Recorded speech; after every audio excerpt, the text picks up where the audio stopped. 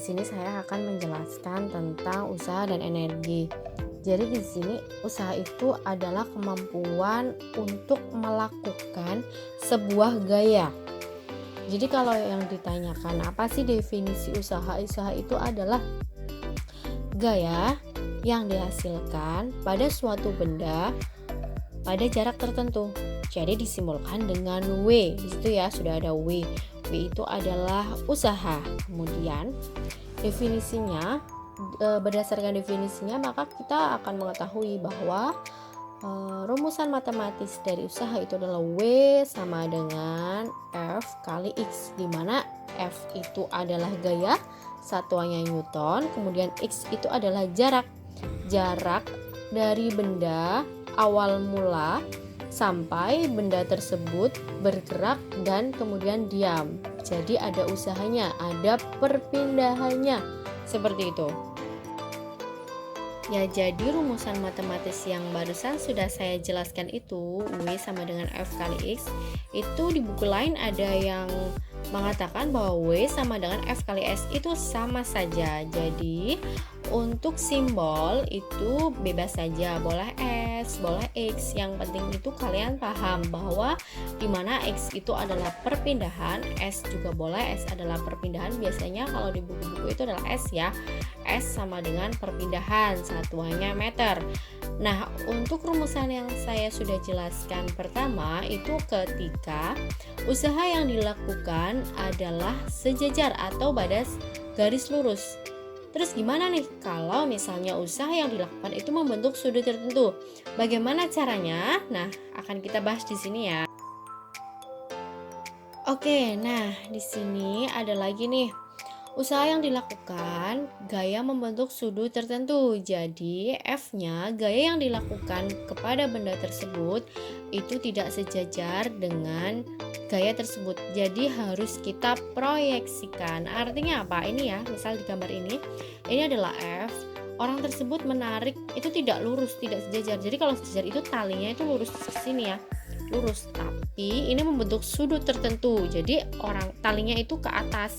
Jadi membentuk sudut tertentu ketika saya proyeksikan lurus pada arah sumbu X. Ini kan kalau sumbu kartesian kan kalau yang ke samping itu X, ke atas itu Y ya. Dalam matematika ya, pasti kalian sudah paham semuanya.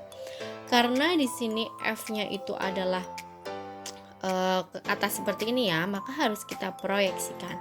Proyeksikannya ke arah sumbu X, ke sini, ke samping ini ya, Fx. Kenapa ke arah samping? Karena benda tersebut akan bergerak ke kanan. Jadi bergeraknya ke sini, ke kanan, ke arah sumbu X. Ketika bendanya itu bergerak ke atas, nah baru kita proyeksikan ke sumbu Y. Seperti itu. Kenapa di sini sumbu X? Saya ulangi lagi, karena benda tersebut, benda ini akan ditarik searah dengan sumbu X. Ditariknya ke samping. Tadi saya sudah bilang ya, kalau ke samping itu sejajar searah dengan sumbu X. Tapi kalau ke atas, bendanya ditarik ke atas, itu adalah oke, next. Kenapa di sini cos? Fx sama dengan F cos theta. Karena sudut yang terbentuk itu kan di sini ya sudutnya.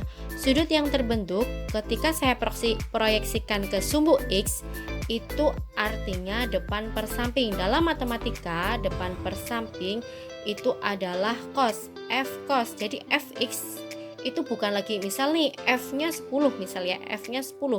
Jadi Fx itu adalah 10 kali cos theta. Misal tetanya di sini 45 ya. Nanti kita akan latihan soal kok. Jadi yang harus kalian pahami adalah ketika usaha yang dilakukan gaya membentuk sudut tertentu, artinya benda tersebut ditarik ke samping atau ditarik sejajar dengan sumbu X, maka rumusan matematis yang harus kita gunakan adalah W sama dengan F cos theta kali X. Ini ada tetanya ya, boleh theta, boleh alfa, sama saja. Yang penting di sini adalah sudut. F cos theta kali X, di mana X adalah jarak.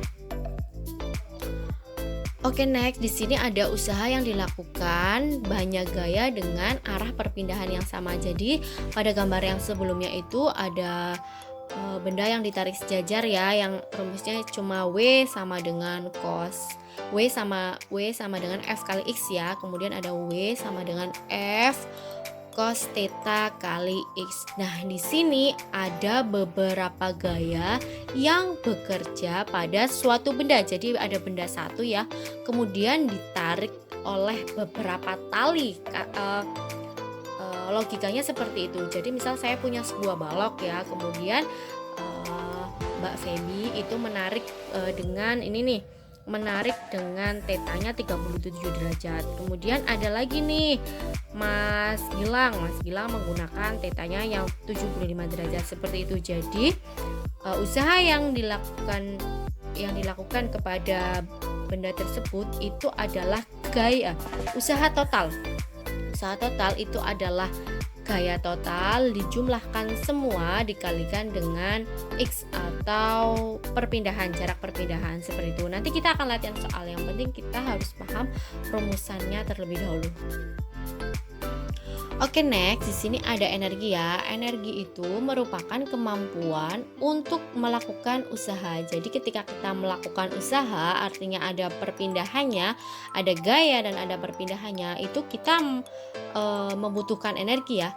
Jadi di sini hukum kekekalan energi menyatakan bahwa energi tidak dapat diciptakan dan dimusnahkan.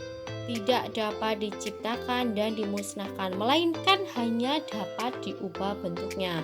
Nah, proses perubahan bentuk energi dari suatu bentuk ke bentuk lainnya disebut konversi energi atau perubahan energi. Kalau dulu di SMP ya, sama saja. Kemudian dalam fisika terdapat berbagai jenis energi. Contohnya yang akan kita pelajari itu ada energi potensial, energi mekanik, energi kinetik, dan energi mekanik.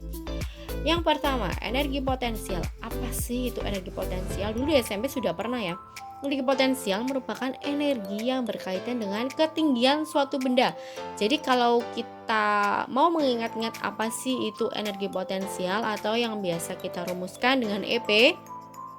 EP itu adalah energi yang berkaitan dengan ketinggian. Ingat-ingat ya, EP itu ketinggian. Sedangkan ketinggian itu kita rumuskan dengan huruf H. Simbolnya itu H. Oke, EP sama dengan H. EP, H. Oke. Kemudian selanjutnya nih, rumusan matematis untuk energi potensial itu adalah EP sama dengan M kali G kali H. Di mana EP itu adalah energi potensial, satuannya joule, kemudian M itu massa, satuannya kilogram, G itu percepatan gravitasi, satuannya meter per sekon kuadrat, dan percepatan gravitasi biasanya dalam soal misalnya tidak diketahui, maka otomatis kalian menggunakan 10 meter per sekon kuadrat. Namun ketika diketahui G-nya itu 9,8 juga tidak masalah. Jadi G gravitasi itu memang sebenarnya di dalam semua tempat itu berbeda-beda keakuratannya. Namun dalam fisika biasanya untuk memudahkan kalian mengerjakan soal, biasanya menggunakan angka 10 atau 9,8 seperti itu. Kemudian H itu adalah ketinggian dari bumi. Jadi kita acuannya itu bumi, dasarnya itu tanah ya, tanah. Kemudian misalnya kita punya pohon kelapa. Nah, buah kelapa itu jatuh dari pohonnya, kemudian acuannya jatuhnya ke tanah. Jadi yang diukur adalah ketinggian pohon kelapa sampai ke tanah, seperti itu. Oke. Untuk energi potensial itu ada energi potensial pegas juga, ada energi potensial gravitasi. Itu sebenarnya hanya tambahan saja ya. Yang harus kalian pahami adalah EP sama dengan MGH, yang lainnya sebagai tambahan saja. Itu karena hanya untuk pengetahuan, karena nanti di kelas 11 kalian akan mendapatkan materi tersebut. Oke, selanjutnya itu ada energi kinetik ya. Energi kinetik itu energi yang dimiliki oleh benda yang bergerak. Energi kinetik itu memiliki massa M dan bergerak dengan kecepatan V, dirumuskan dengan EK. EK itu energi kinetik, satuannya joule, rumusannya adalah setengah M kali V kuadrat. Jangan lupa ya, V kuadrat di SMP pasti sudah pernah. Di mana M itu adalah massa benda, satuannya kilogram, V itu adalah kecepatan gerak benda, satuannya meter per sekon. Oke, next ada energi mekanik. Apa sih energi mekanik? Energi mekanik itu adalah energi total atau energi gabungan dari energi kinetik dan energi potensial. Energi mekanik itu dirumuskan dengan EM. Ingat-ingat ya, EM itu adalah EP plus EK. Di mana EP itu adalah mg kali H dijumlahkan dengan setengah mv kuadrat. Ini adalah rumusan matematis dari EM atau energi mekanik. Nah, oke, di sini ada pemahaman konsep tentang hukum kekekalan energi mekanik. Jadi, hukum kekekalan energi mekanik menyatakan bahwa suatu benda itu bersifat kekal, artinya energi mekanik itu tidak dapat dimusnahkan, namun dapat berubah bentuk. Saya ulangi lagi, energi mekanik tidak dapat dimusnahkan, namun dapat berubah bentuk. Contohnya seperti apa? Contohnya seperti ini ya. Kalian itu melemparkan sebuah bola ke atas. Kecepatan bola ke atas itu semakin berkurang kan ya. Kalian itu melempar ya, bukan menjatuhkan, tapi melempar dari bawah ke atas. Kecepatan bola itu semakin kecil, tapi ketinggian bola tersebut atau hanya itu semakin besar. Paham ya? Jadi di sini hanya atau EP-nya itu besar sedangkan EK-nya itu kecil. Jadi tidak ada energi yang hilang. Artinya apa? Di sini hanya ada perubahan bentuk energi dari energi kinetik awalnya besar kemudian kecil berubah menjadi energi potensial, dari energi potensial kecil menjadi besar seperti itu. Kemudian saat mencapai keadaan tertinggi, bola kan akan berhenti ya. V-nya itu 0 ya, atau EK-nya itu 0. Tetapi EP-nya atau energi potensialnya itu maksimal, sangat besar. Jadi saat bola itu dilemparkan dari bawah ke atas, suatu ketika bola itu akan bergerak ke bawah atau akan jatuh, maka bola tersebut itu memiliki ketinggian maksimum atau tingginya paling pol. Maka saat terjadi hal tersebut, bola tersebut sejenak atau setengah detik atau 1 detik itu bolanya akan berhenti. Maka EK-nya atau energi kinetiknya adalah 0. Dan jelas sekali di situ tidak ada perubahan energi. Tidak ada perubahan energi, artinya hanya berubah bentuk saja dari EK-nya yang besar. Saya ulangi, dari EK-nya yang besar saat dilemparkan, kemudian sampai di puncak EK-nya 0, sampai ke bawah itu sampai di atas sendiri itu EP-nya itu sangat besar. Selanjutnya, pada saat bola itu jatuh ke bawah, kan kecepatannya semakin besar lagi ya. Tadi kan dilemparkan ke bawah, dari bawah ke atas, itu kita lihat V-nya dulu, kecepatannya besar kan, kemudian kecil sampai titik tertinggi kecepatannya 0. Kemudian turun ke bawah, itu kecepatannya mulai besar lagi sampai kecepatannya sangat cepat. Sedangkan ketika turun, EP-nya, energi potensialnya atau berhubungan dengan H atau ketinggian, itu hanya semakin kecil. Jadi kebalikannya, antara EP dan EK itu selalu kebalikan. EK-nya besar, EP-nya kecil. EK-nya kecil, EP-nya yang besar. Seperti itu terus. Makanya ini disebut dengan energi mekanik yang bersifat kekal.